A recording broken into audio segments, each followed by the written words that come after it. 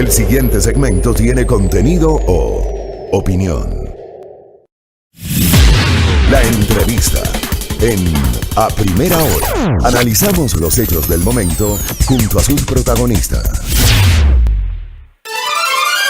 7 de la mañana con 30 minutos, continuamos con nuestra agenda de noticias y ayer fue aprobada con 126 votos a favor las reformas a la Ley de Educación Intercultural, que entre otras cosas incorporan un nuevo escalafón salarial para los docentes, además establecen diferentes mecanismos en contra de la violencia escolar. Para hablar sobre esta normativa vamos a establecer contacto con Jimmy Candel, él es asambleísta, presidente también de la Comisión de Educación. ¿Cómo está? Bienvenido, legislador, buenos días.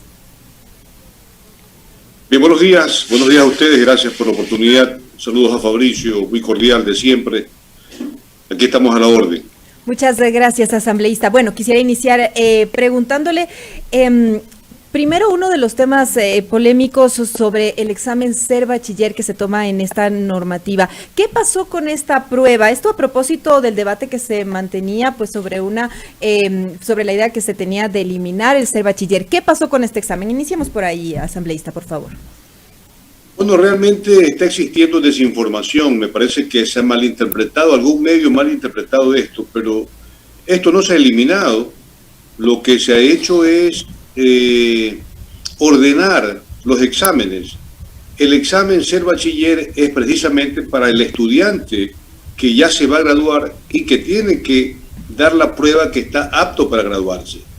El otro examen, este examen Ser Bachiller se utilizaba para el acceso al sistema de educación superior y determinamos en alguna oportunidad por la falta de cupos en las universidades que no todo bachiller quiere ir a la universidad. Quieren ir a institutos o quieren ir ya a trabajar, y se hizo otro sistema que es Sistema de Acceso a la Educación Superior. Eso estuvo coordinado por el CENESID, por el Ministerio de Educación y por el INEVAL, de tal forma que ya eso está, ya eso se está tomando, ya eso es un correctivo que lo logramos y lo iniciamos a través de la Comisión de Educación. Pero en esta ley no estamos de ninguna manera haciendo pues la abolición de este examen se mantiene, y por eso para mí es importante esta pregunta que usted me hace, porque sirve para aclarar esa desinformación que está existiendo. A ver, pero en este punto, ¿se mantiene como el requisito previo al ingreso a la universidad? O sea, separemos las dos cosas. Para ser bachiller, el examen es para optar al grado de bachiller. Y el otro examen se llama de acceso a la educación superior, que solamente lo toman quienes quieren postularse para la educación superior, que ese es otro tipo de examen. Es decir, que con la normativa se estaría agregando este examen.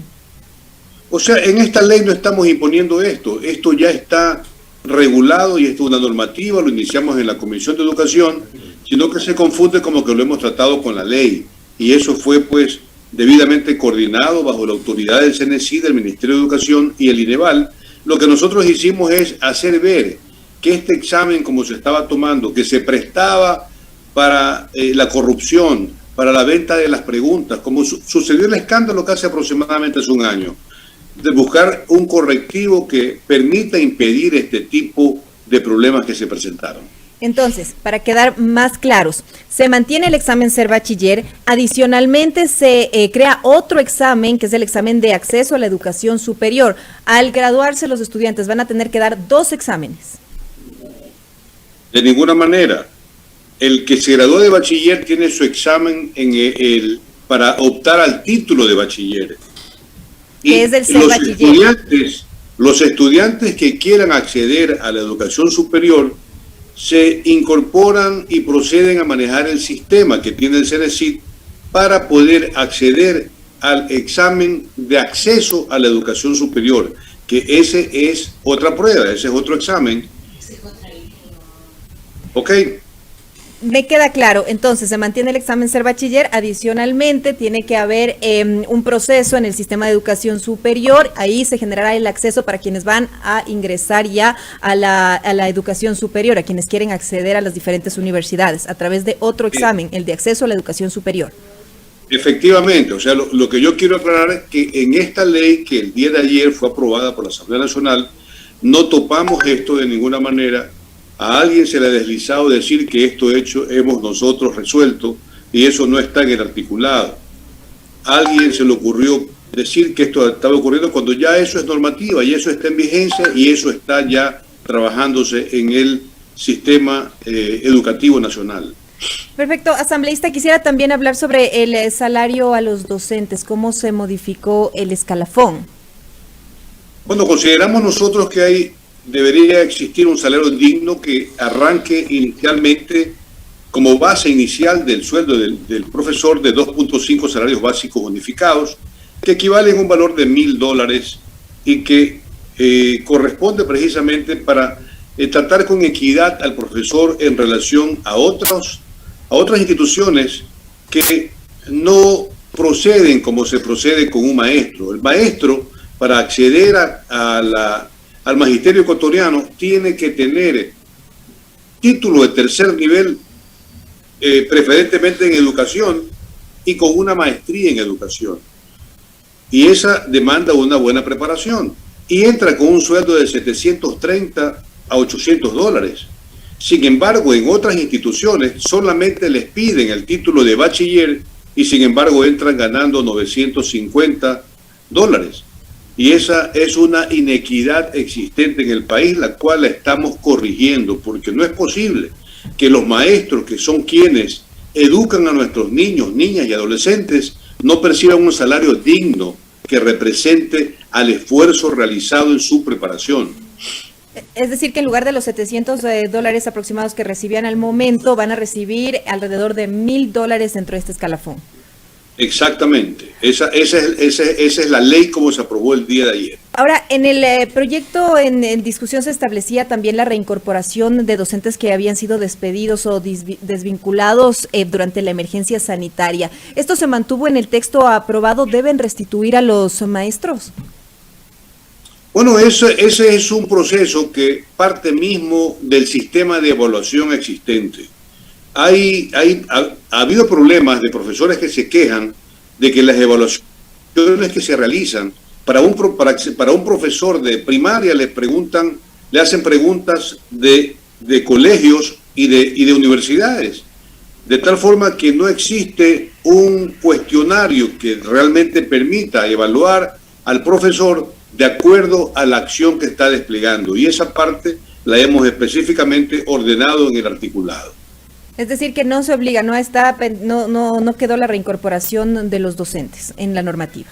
O sea, tiene que seguirse un proceso definitivamente. Y segundo, lo que estamos haciendo es también que al incrementar la base de sueldo del profesor, también pues va a regularse el escalafón, y ese escalafón deberá pues normarlo el Ministerio de Educación, que es la autoridad educativa nacional. Y asimismo esto servirá para hacer la reclasificación de los docentes, que ese es un proceso cada cierto tiempo que debe realizarse para que el profesor, en base a sus méritos, a su capacitación, a sus estudios, a su preparación, pueda seguir subiendo de categoría, y eso es importante para un maestro que hace carrera en el magisterio ecuatoriano.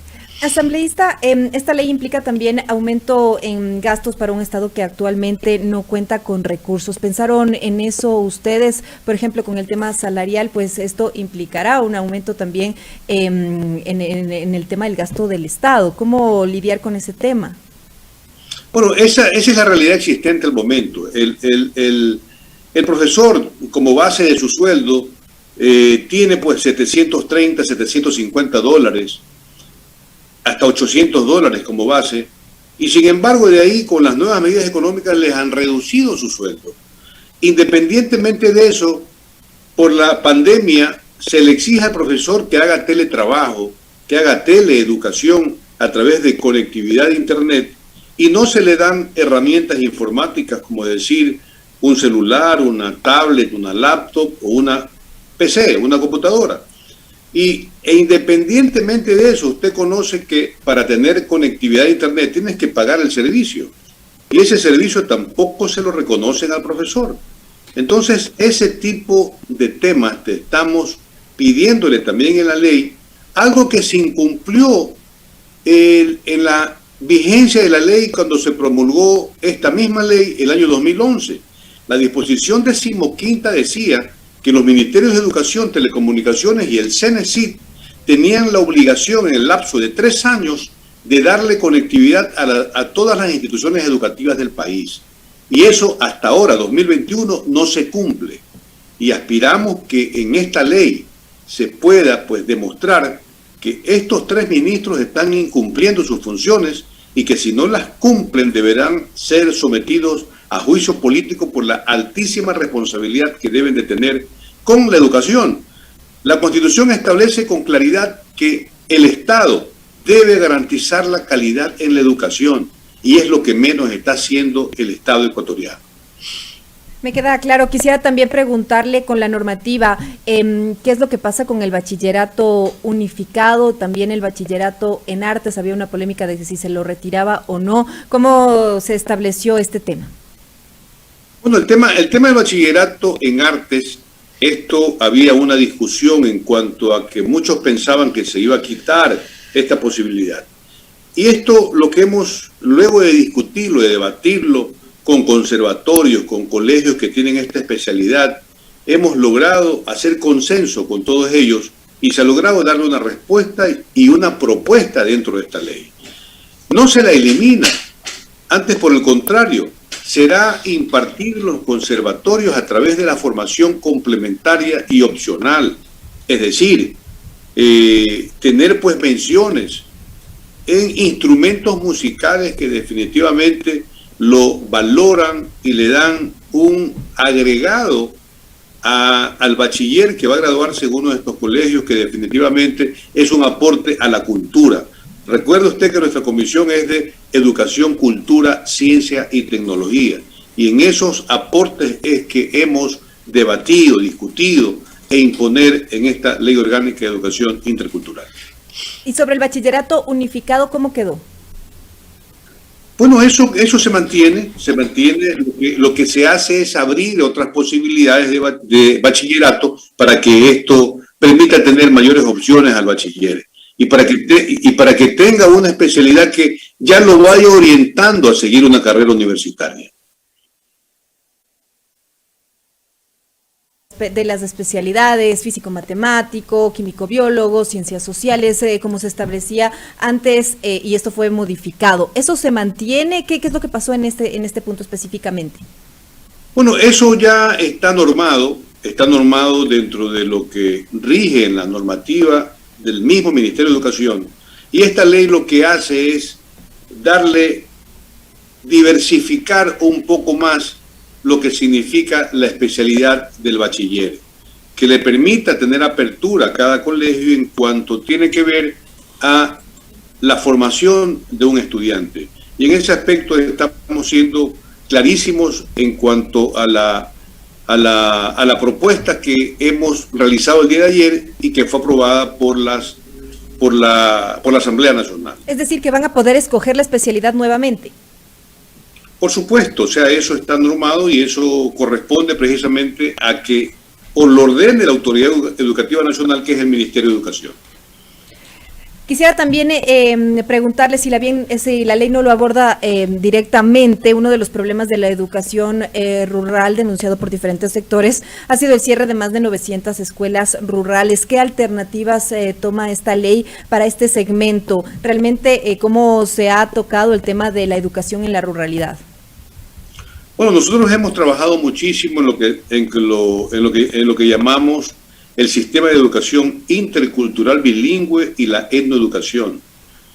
Esto está enfocado en fomentar e impulsar la interculturalidad y la plurinacionalidad como eje fundamental en la educación del país. La plurinacionalidad de la educación debe ser entendida como el esfuerzo por tener un sistema educativo inclusivo que permita el acceso a los niveles de educación sin discriminación y bajo el principio de igualdad e inclusión. Y fundamentalmente, lo que hemos visto que ha estado ocurriendo con la construcción de los colegios del milenio, en la que uno de los problemas, si bien es cierto, han hecho una muy buena edificación, pero la movilización de ese estudiante hacia estos sitios no ha dejado de ser un problema. Por eso es importante que en diversos sectores que tienen como problema su movilización, su transportación, se las reaperture y se logre de alguna forma hacer que ellas funcionen y cumplan el servicio, donde hay activos que se convierten en bienes improductivos y que es importante responsabilidad del Estado convertirlos en bienes productivos. Es decir, que se abriría una puerta también para que se reabran estas instituciones educativas que están pues en estas zonas abandonadas y que se dejaron de utilizar. Deberá ser motivo de un estudio, de una evaluación, porque siempre para aperturar alguna institución escolar deberá existir pues la demostración de que existen los estudiantes suficientes para hacer apertura de una escuela. Y de eso demandará pues de que el equipo técnico que tiene el Ministerio de Educación lo evalúe a través de los distritos y las coordinaciones regionales. Asambleísta, otro de los puntos de la normativa aprobada es que según lo que se establece es que se garantice la dotación gratuita del servicio de Internet en las bibliotecas escolares, en las instituciones educativas públicas y en las fiscomisionales. Eso en el papel se registra en la normativa, pero sobre la realidad, ¿cómo lo aterrizamos? ¿Cómo lo hacemos posible? Bueno, lo que la ley trata de imponerle es una obligación al Ministerio de Educación y al Estado. Porque no es posible que existan temas tan evidentes, y se lo comento en casos de denuncias. Le pongo como ejemplo el caso ocurrido en el Colegio Nacional Ayuriquí, que queda en la provincia del Pichincha. Ahí existe un colegio, me decía uno de sus profesores, de sus maestros, que es un colegio técnico. Este colegio técnico tiene maquinaria, tiene equipos, y sin embargo tiene como 40 años, de los cuales ya están sin mantenimiento, no cumplen la misión para la que fueron donados y no se puede impartir la educación para lo que fue creado. Y me dice que de 40 estudiantes que él tiene matriculados, solamente 13 asisten a clases. Hacen una investigación, qué es lo que pasa, por qué no se conectan, no tienen recursos para conectividad, no tienen recursos para internet, a los padres de ellos están desempleados, los han sacado de sus trabajos, han regresado a hacer actividades agrícolas y llevan a sus hijos, en vez de dejarlos en sus casas porque no tienen conectividad, a colaborar con ellos en sus fincas que tienen haciendo agricultura. De tal forma que este es un problema de deserción estudiantil que lo estamos palpando día a día y que debe acometer con mucha urgencia el Estado ecuatoriano y el Ministerio de Educación. Asambleísta, se recupera el componente vocacional, lo que usted nos había explicado, relacionado con los gustos, los intereses, los conocimientos, las habilidades de los estudiantes para que se vayan encaminando por las preferencias, pues de acuerdo a lo que les gusta. Esto, recordemos que esto fue cambiado durante el gobierno del expresidente Rafael Correa. ¿No temen entonces que tal vez con la llegada a la presidencia de uno de los candidatos que se está disputando pues la segunda vuelta, me refiero a Andrés Arauz, esto pueda verse afectado y se regrese al modelo anterior? Bueno, por eso esto se ha discutido. Usted sabe que dentro de la Asamblea Nacional existe representación del movimiento al que representa el candidato Arauz, y entiendo yo que existió la predisposición de un gran sector de legisladores de la Revolución Ciudadana que manifestaron su respaldo a esta propuesta de ley, y existieron solamente, creo, 6 legisladores de esta bancada legislativa que se abstuvieron porque no estaban de acuerdo con los colegios militares que estamos nosotros dándole oportunidad de que sigan trabajando, y tampoco algunos no estaban de acuerdo con la educación bilingüe intercultural y la etnoeducación.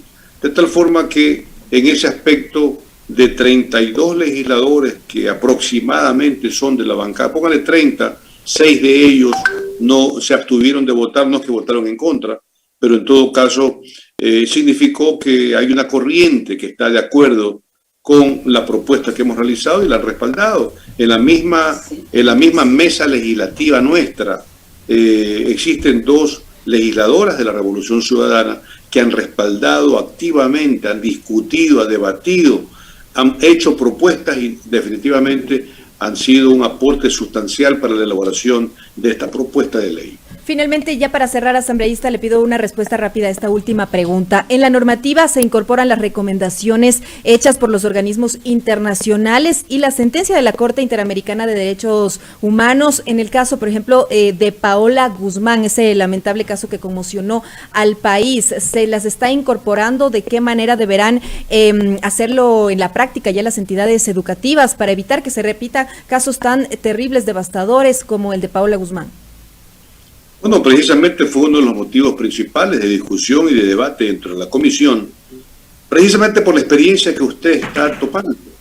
Los sistemas de protección en las instituciones educativas, establecemos mecanismos para prevenir los diferentes tipos de violencia en las escuelas. Proponemos la garantía de una educación inclusiva, asegurando que las personas con discapacidad puedan acceder y permanecer en el sistema educativo, y las escuelas deben ser sitios seguros para nuestros niños, niñas y adolescentes. Haciendo también, tomando medidas de prevención para evitar el acoso sexual, la violencia que existe en los alrededores de las escuelas y en las mismas escuelas, el microtráfico y todo ese tipo de cosas que le damos nosotros una transformación a las juntas resolutorias de conflictos que en primera instancia estaban conformadas por quienes se constituían en juez y parte, el director distrital, el abogado del distrito y el jefe de personal. De tal forma que eso también demanda una propuesta importante para mejorar este tipo de sanciones u orden que se quiere establecer en el sistema educativo. Muchas gracias, asambleísta, por su tiempo y por esta entrevista. A usted muchas gracias también, mis saludos cordiales a Fabricio. No sabía de la incorporación de tan importante periodista como usted. Muchas gracias, asambleísta, muchas gracias. Le agradezco mucho. 7 de la mañana con 52 minutos. Estábamos dialogando con Jimmy Candela, asambleísta y presidente de la Comisión de Educación. Nos ha explicado en qué consisten las reformas a la Ley de Educación Intercultural, aprobada el día de ayer con 126 votos a favor por la Asamblea Nacional. Nos ha explicado sobre el tema del examen Ser Bachiller. Se mantiene el examen Ser Bachiller para la obtención precisamente de este título del bachillerato, y adicionalmente habrá un examen para quienes vayan y quieran acceder a la educación superior, y tendrán que pasar por un proceso de acceso a la educación superior a través también de este otro examen. Además, no se ha establecido una reincorporación de los docentes que fueron desvinculados o despedidos durante la emergencia sanitaria. Ellos también deberán pasar por un proceso, y también se señala que habrá un escalafón salarial en el que los profesores pasarán de ganar, en lugar de los $730, alrededor de $1,000. Son las 7 de la mañana con 53 minutos en la primera hora.